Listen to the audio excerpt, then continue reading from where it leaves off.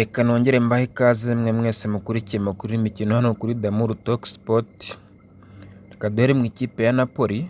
Ikipe ya Napoli yamaze gutangaza ko yasinyishije uyu muzamu, ikaba yamwongera amasezerano y'umwaka umwe azageza mu kwezi kwa gatandatu 2025. Ikipe ya Napoli nayo yarebye aka gasore iravuga ati barabona bamufiteho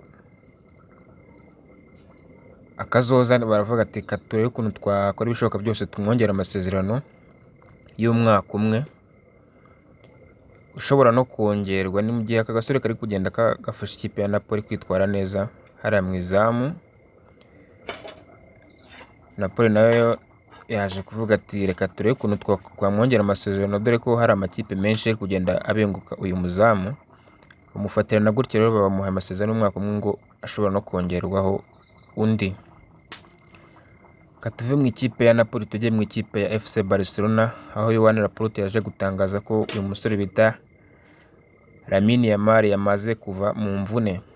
Uyu musore yari amaze igihe kinini mu mvune, kandi umusore yavuye muri La Masia benshi batamuzi, ariko yaje kugaragaza ko ari umusore ushobora kuzagira akazoza mu ikipe ya Barcelona. Laporte rero yaje gukonfirma, aravuga ati uyu musore ntaho agomba kujya, agomba kuguma muri Barcelona, ati bagomba kumwubakiraho.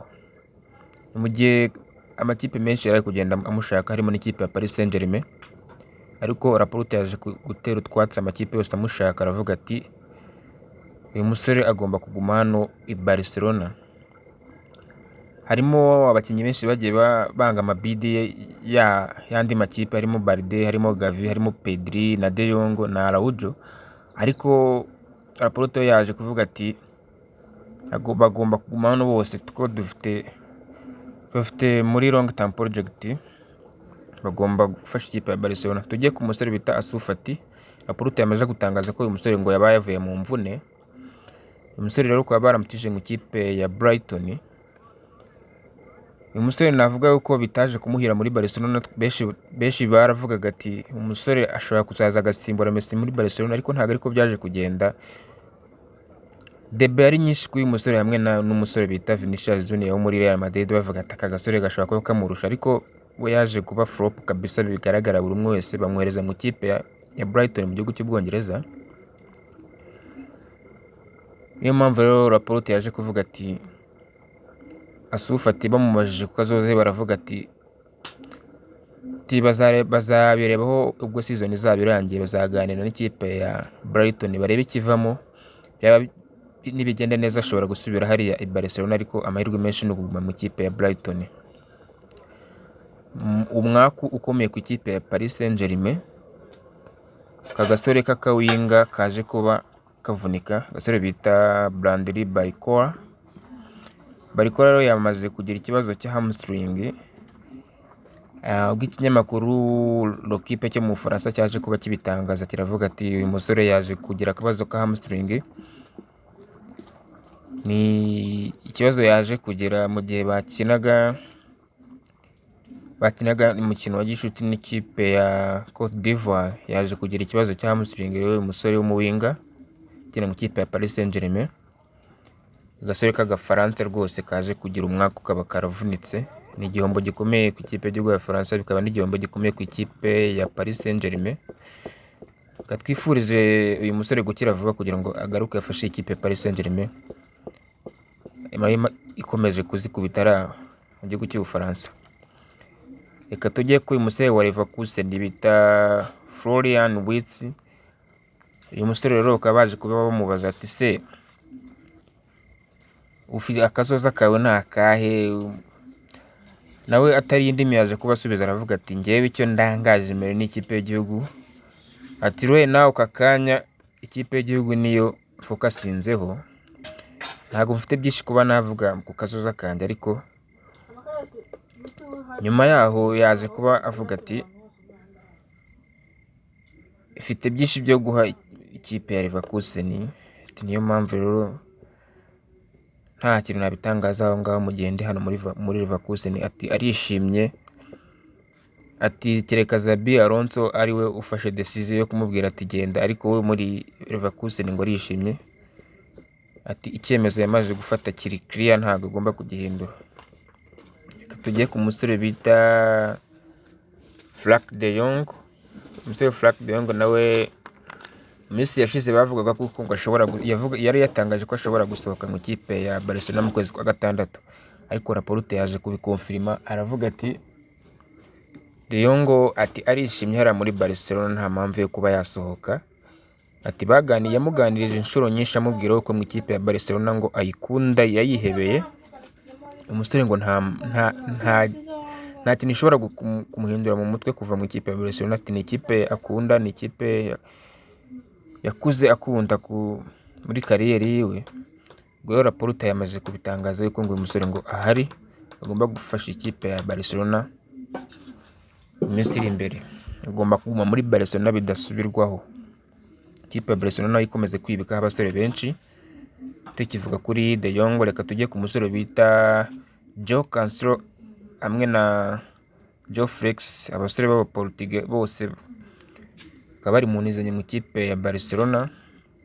Uyu musore Joao Cancelo yavuye muri Man City yerekeza mu ikipe ya Barcelona, benshi bavuga ati se Guardiola uyu musore amutanze gute, n'ukuntu twabonaga shining ariya muri City, ariko Guardiola ntawe wamenye ibye, n'umutoza w'umuhanga yaje kuba murekura nawe ajya kwibonera umwanya muri Barcelona. Ariko Joao Cancelo bigaragara ko arimo arahirwa, we na Joao Felix ni abakinnyi bameze neza mu ikipe ya Barcelona.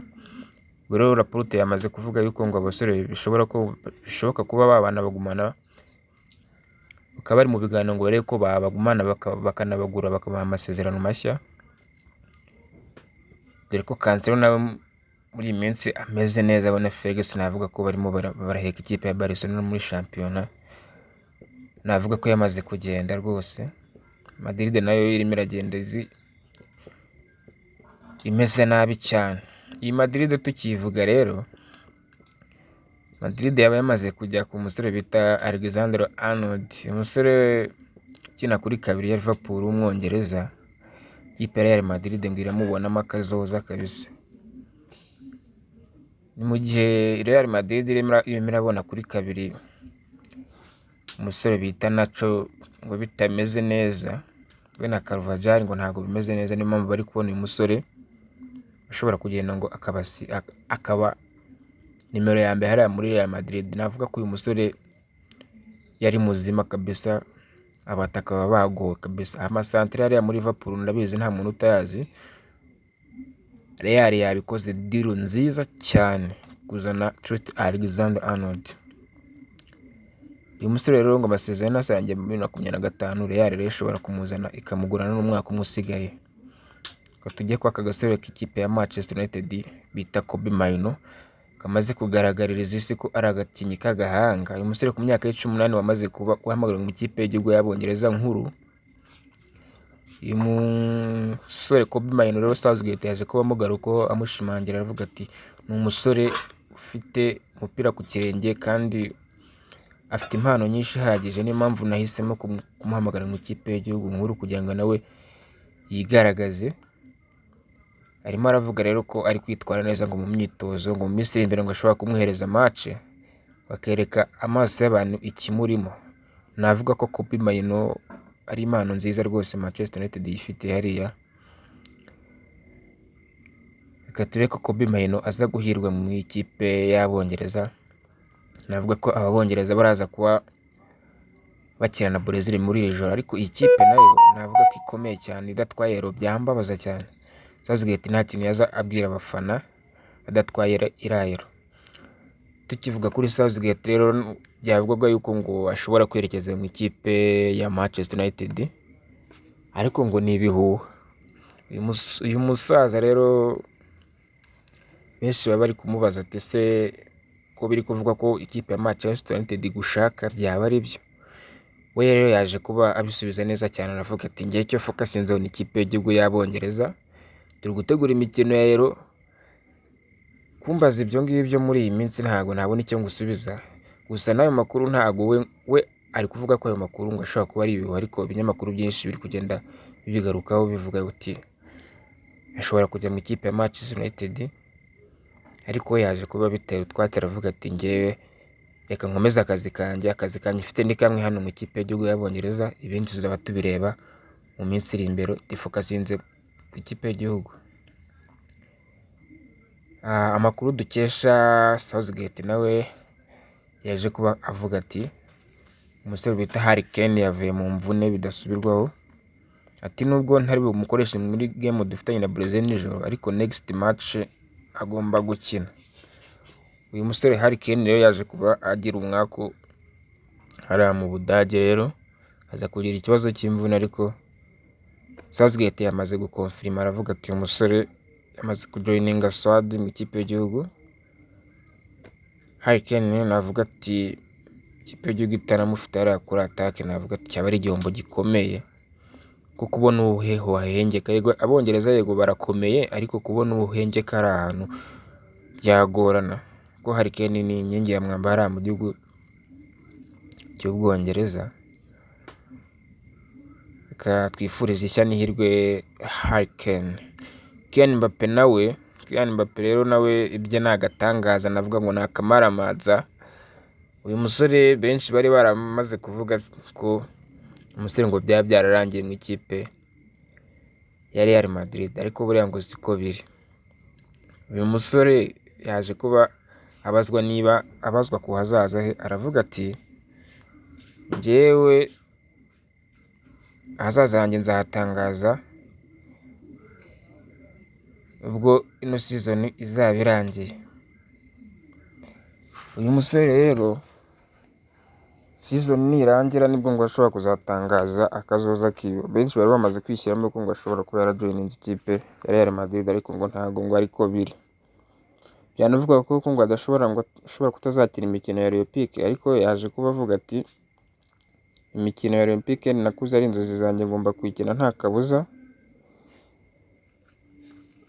Ati ngomba gukina imikino ya Euro, agakina n'imikino ya Olympique. Nyuma ya Euro nibwo azatangaza akazoza kiwe, uyu musore wita Kylian Mbappe. Abafana ba Real Madrid rero bari bamaze kuvuga ko ngo byarangiye, ariko ngo ntabwo bari byarangira. Icyemezo ngo gishobora no gusubira, ashobora no kwisubira akagunda ikipe ya Paris Saint-Germain. Bari abaherwe b'abanyakatari bashobora kumujya mu mutwe bikarangira uyu musore agumye mu ikipe ya Paris Saint-Germain rwose bidasubirwaho. Ngo turebe ikizavamo kuri ya musore w'i Paris hariya mu Bufaransa. Navuga ko Mbappe yavugishije abantu benshi bavuga ati Perez byaba byararangiye, ariko si byo. Reka turebe uyu musore ikizavamo hariya i Paris. Tujye ku musore bita Timo Werner. Timo Werner yamaze gutangaza ko ngo yishimiye kuguma mu ikipe ya Tottenham Hotspur. Uyu musore bita Timo Werner uri mu nizanye mu ikipe ya Leipzig. Ntago ari mu nizanye, ikipe ya Leipzig yamaze kumugura, ariko baje gusanga baribeshye. Baravuga ati reka tumutize mu ikipe ya Tottenham, ariko nawe yaje gutangaza ko ngo yishimiye kuguma mu ikipe ya Tottenham Hotspur. Rero Tottenham Hotspur ngo ishobora no kuba yamugura miliyoni 17, niyo option iri mu yinizanyo ya Timo Werner. Reka turebe ko uyu musore azagurirwa n'urugendo rwo mu ikipe ya Tottenham. Reka mbashimire mwese mwakomeje gukurikira amakuru y'imikino hano kuri Damour Talk Sport. Amakuru yo nakagaruka, icyo usabwa ni ugukanda subscribe, ugakanda like, ugakora umuti, ugakanda na share kugira ngo amakuru mwatagumyaho gucika.